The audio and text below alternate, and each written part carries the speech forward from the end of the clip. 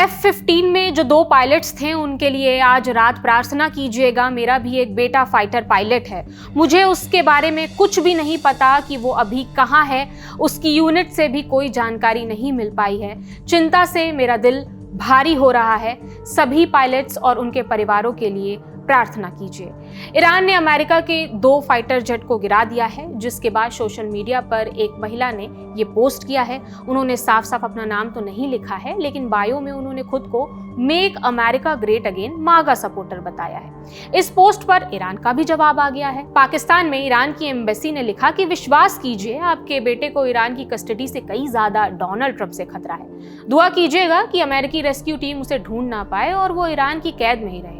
एक मुस्लिम और सभ्य ईरानी होने के नाते हम जानते हैं कि कैदियों के साथ गरिमा और सम्मान से कैसे व्यवहार किया जाता है, ऐसा ईरान ने लिखा है।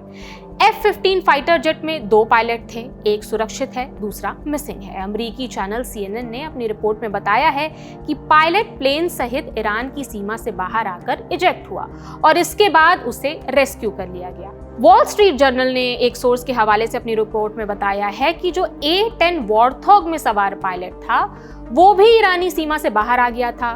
फिर उसने एयरक्राफ्ट से इजेक्ट किया, बाद में उसे भी रेस्क्यू कर लिया गया है। लेकिन F-15 का एक पायलट अभी भी मिसिंग है, जिसे खोजा जा रहा है। इस बीच इजराइल ने उन जगहों पर स्ट्राइक रोक दी है जहां ये 2 फाइटर जेट गिरे हैं। कहां गिरे हैं? BBC ने रिपोर्ट किया है कि जो पहला एयरक्राफ्ट है F-15 वो या तो ईरान के खुजिस्तान प्रांत में गिरा होगा या फिर कोहगिले बोयर अहमद में गिरा होगा। और अमेरिका के ही पब्लिकेशन मिलिट्री टाइम्स की रिपोर्ट के मुताबिक दूसरा एयरक्राफ्ट जो है A-10 वॉर्थॉग वो स्ट्रेट ऑफ हॉर्मुज के पास गिरा है। ऐसे दावे मीडिया रिपोर्ट्स में किए जा रहे हैं। इस बीच प्रेसिडेंट ट्रंप की तरफ से धमकी आ गई है। प्रेसिडेंट ट्रंप ने ईरान को 48 घंटे का अल्टीमेटम दिया है। स्ट्रेट ऑफ हॉर्मुज खोलिए वरना तबाही आएगी।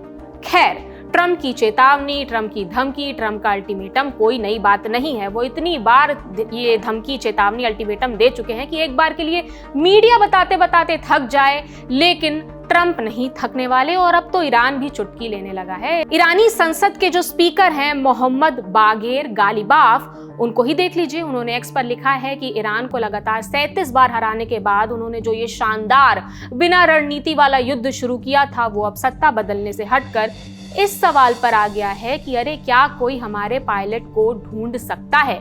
प्लीज, वाह क्या जबरदस्त तरक्की है, सचमुच के जीनियस।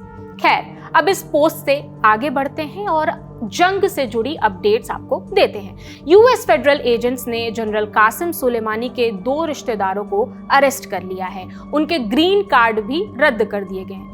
ग्रीन कार्ड मानी कि ऐसे नेशनल्स को ग्रीन कार्ड दिया जाता है जो होते तो विदेशी हैं, लेकिन अमेरिका में अगर उनके पास ग्रीन कार्ड है तो वो स्थायी रूप में अमेरिका में रह सकते हैं। तो Sulemani Islamic revolutionary guard core के कमांडर थे और उनके 2 रिश्तेदारों का ग्रीन कार्ड जो है वो अमेरिका ने रद्द कर दिया है। सुलेमानी के बारे में भी जान लीजिए। 2020 में बगदाद एयरपोर्ट पर अमेरिकी ड्रोन हमले में ये मारे गए थे। दूसरी update, international nuclear energy agency IAEA के मुताबिक ईरान के बुशहर न्यूक्लियर प्लांट के पास अमेरिका और इजराइल ने हमला किया है।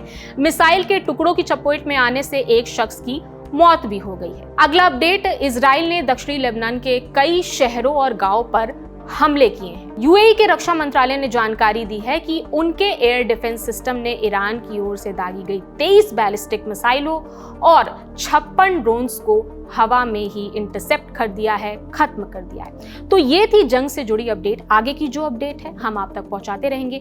मेरा नाम प्रगति है, देखते रहिए दी लंदन टॉक। शुक्रिया।